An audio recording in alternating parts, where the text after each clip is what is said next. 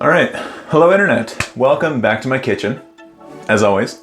If you hear weird noises, that's because I have a pressure cooker going right now, so just ignore that. This week, we're gonna go on to part 2. So part 2 of the Legendary 20. And if you're not sure what the CIS critical controls are, the top 20 critical controls that they've listed out, go to part 1 and watch that because I'm not going to explain it here. It's too much talking, and I'm actually going to make this video more concise as well as the post because last time I realized that I spoke way too much, and I'm going to cut it down to a few sub-controls per each control. With that said, let's get this party started. So, agenda, 2 things instead of 4.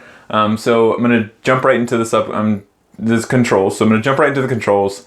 Discuss 3 sub-controls for each control, the ones that stood out to me. I'm also going to provide some more context around these and talk a bit about why they're relevant and also why some of them are more important.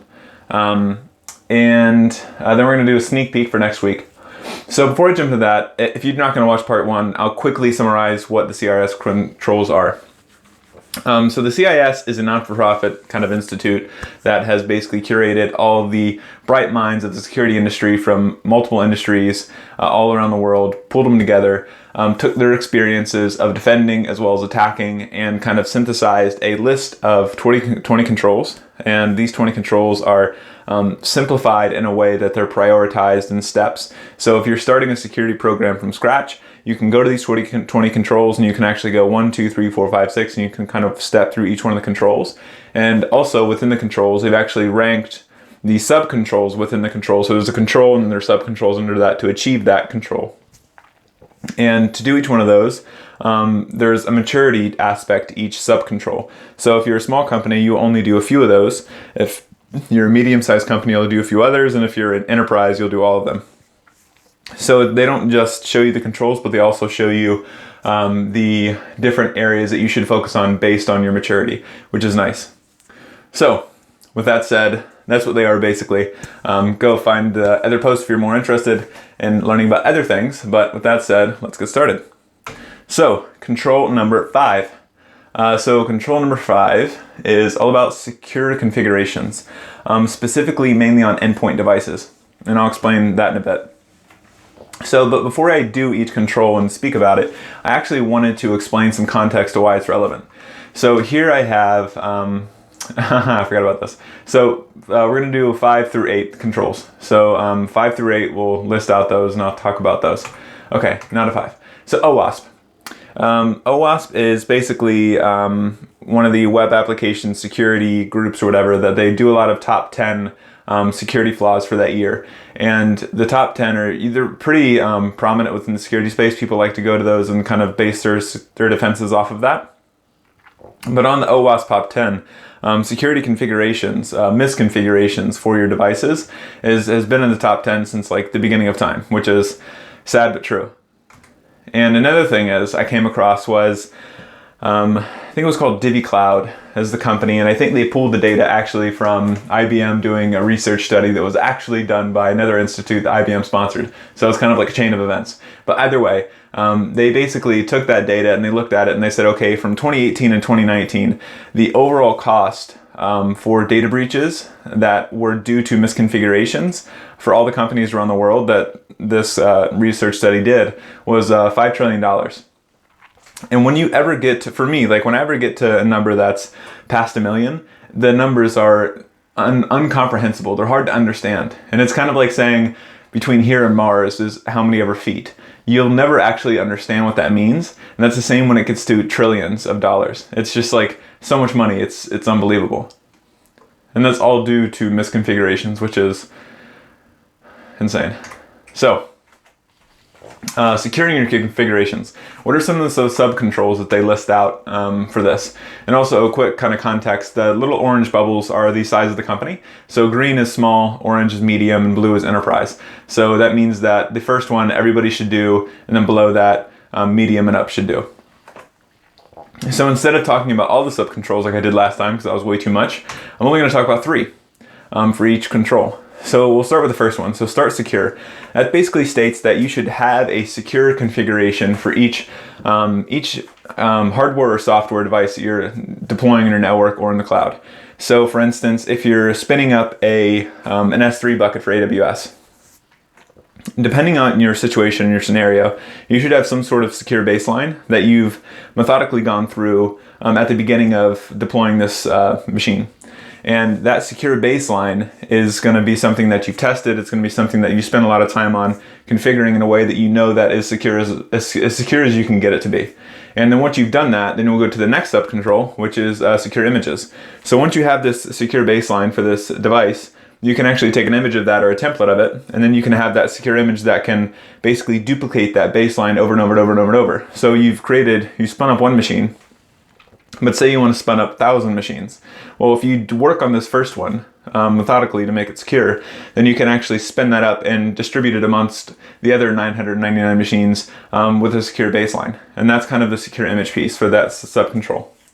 And then the last one is deploy config tools. So that's basically the automation of all of this. So you, instead of spinning up all these different machines and monitoring that they're secure, you can actually have these configuration tools, which basically automate the process from beginning to end. And beginning to end would be basically you do the secure configuration, then you put that into an image. That image then is automated and deployed on a consistent basis. So having some sort of tool to help you automate a lot of that is that subcontrol. Now to the next one. So numero 6. Context first, right? So number 6, I should probably remember these before I go through this. Number 6, I think, is logs. I see from the photo, I can remember. So, okay, so the context to this is The Boy Who Cried Wolf. So this is obviously one of the original photos from the fairy tale that was written. And The Boy Who Cried Wolf is, I'm sure you've all heard of it, but the ethos of this story is that this boy cries wolf multiple times, getting people to run to him to protect his sheep, but every single time it's a lie. Until one time the wolf actually does show up, and he cries wolf, and nobody believes him because he's always lied. This same ethos applies to logging. So number 6 is all about monitoring, auditing, and doing everything with logs, basically. And with logs, depending on how you tune all your devices, you could get a lot of false positives, which are basically your system's lying to you. Your system's lying to you and telling you that there's an attack happening, but there really isn't.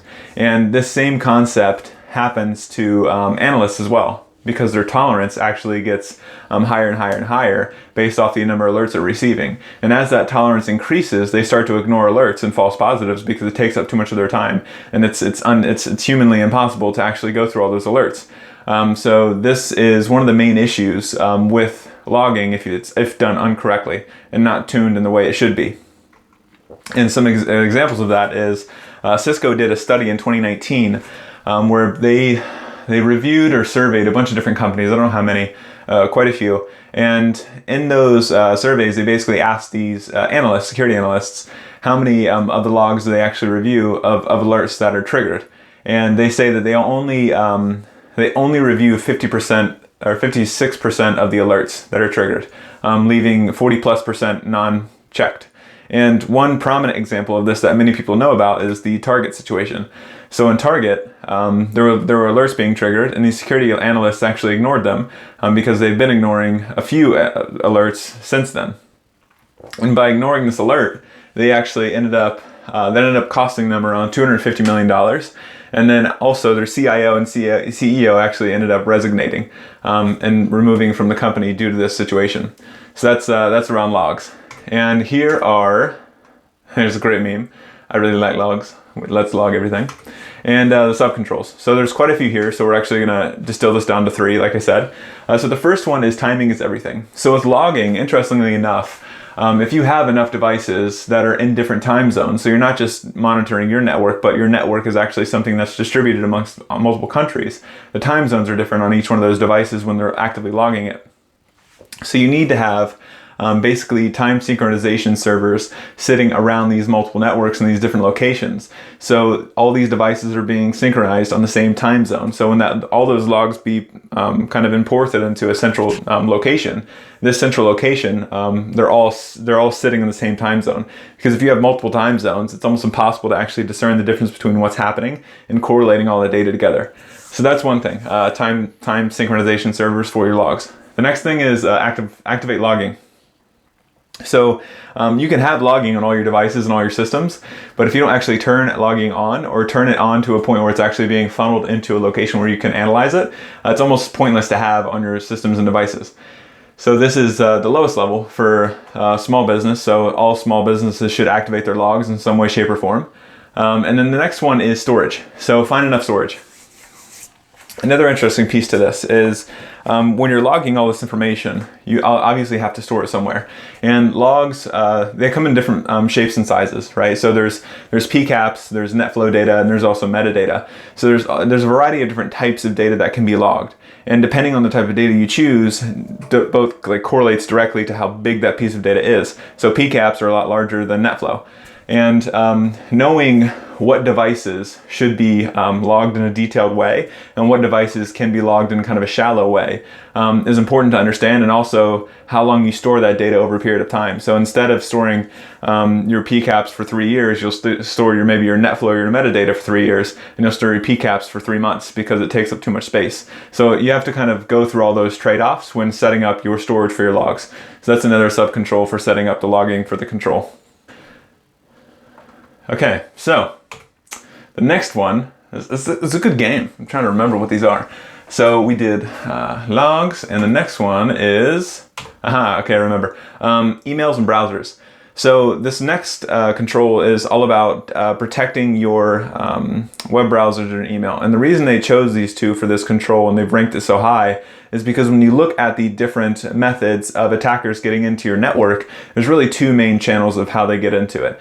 And the reason they approach these two channels is because humans interact with these heavily. And humans are fallible and they make a lot of mistakes. So you might as well go to where the mistakes are so you can get in easier. So that's your web browser where you browse the internet, and the other one is email. These two locations we spend most of our time. And here's two interesting statistics I came across. So Verizon did a study, I think last year. And in that study, they did a survey similar to Cisco, and they found that 94% of malware is delivered via email. That's a huge percentage of malware. It's mind-blowing. And then Symantec actually did a study as well, and in that study, it showed that 1 in 13 URL requests are actually end-to-end malware infection. So a URL request is basically going to your computer and typing, I want to go to facebook.com, or Googling something or whatever. That's a request that's going to a DNS server, which is going to come back and give you data. And when that request happens, 1 in 13 of those requests ends in an infection via malware. It's cuckoo. So, this is a great GIF. Okay, so there's a lot of subcontrols for this one, in this control. So we're definitely going to narrow this one down. Instead of 3, I did 4 because 2 I can kind of bundle together. So the first we'll talk about supporting a supported email and browser. So when you choose your poison, because we always have to pick a poison when it comes to using email in a browser, you kind of have to use the internet and send email, even though most of us hate email. And when choosing an email client and in a web browser, you should choose something that is highly supported by the vendor, and it's also constantly being updated and patched. So you should probably choose something that's popular and that has a lot of latest versions around it and updates. So that could be Gmail, and that could be, the web browser could be Chrome. The Google monopoly can watch us.